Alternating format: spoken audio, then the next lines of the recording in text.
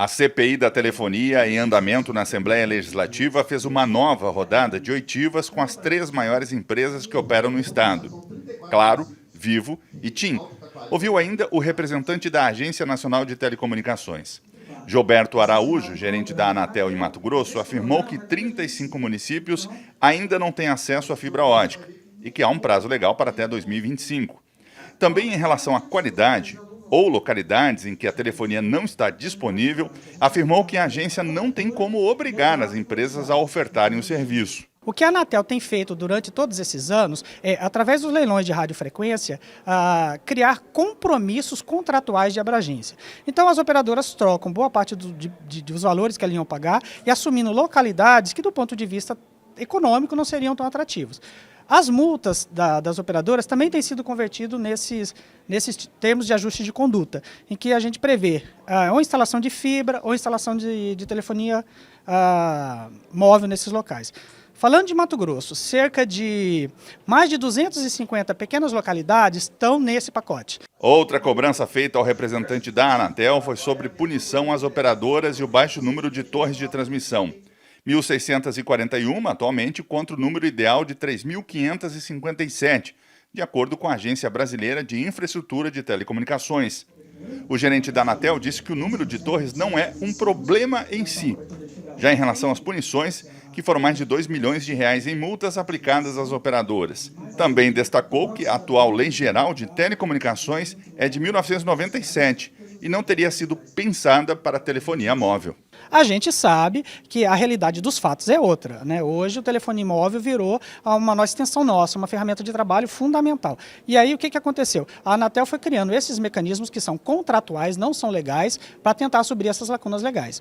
Agora, a questão, por que não se transforma a autorização em concessão? A concessão, existe um controle do Estado que descaracterizaria o serviço. Então o Estado estaria controlando tarifa e faria investimentos. E hoje o Estado brasileiro, né, e aí é de comum conhecimento de todos, que tem limitações de recursos para fazer isso. Diante desses argumentos, o presidente da CPI, deputado Diego Guimarães, reforçou a insatisfação da comunidade com o serviço no Estado, inclusive mostrando a quantidade de reclamações que foram coletadas somente durante o período da CPI. A gente sai muito frustrado, vamos acionar a nossa bancada federal ao final da CPI para que eles possam também agir perante o Congresso Nacional, porque aí a regulamentação, a legislação que trata da Anatel é de competência da União, então caberá aos deputados e aos senadores para que façam esse papel, para que ela cumpra realmente aquilo que foi a finalidade para a qual foi criada. A agência reguladora tem a finalidade de defender o cumprimento de contrato e não defender as empresas. Parecia mais que era advogado das operadoras do que um órgão regulador, exatamente, não para punir, mas para fiscalizar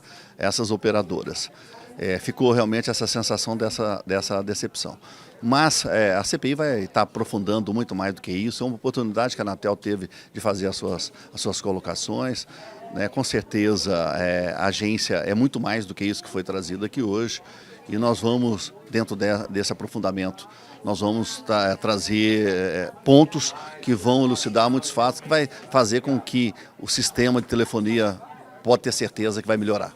Em relação às operadoras, roaming, melhorias no sistema, interrupções no serviço, ressarcimento aos usuários e serviço de atendimento ao consumidor estiveram entre os questionamentos. As empresas, de um modo geral, reforçaram que estão empenhadas em melhorar esses serviços, além de estarem dentro dos prazos legais. A TIM não era obrigada a cobrir todos os municípios do Mato Grosso. E hoje estamos em todos os municípios.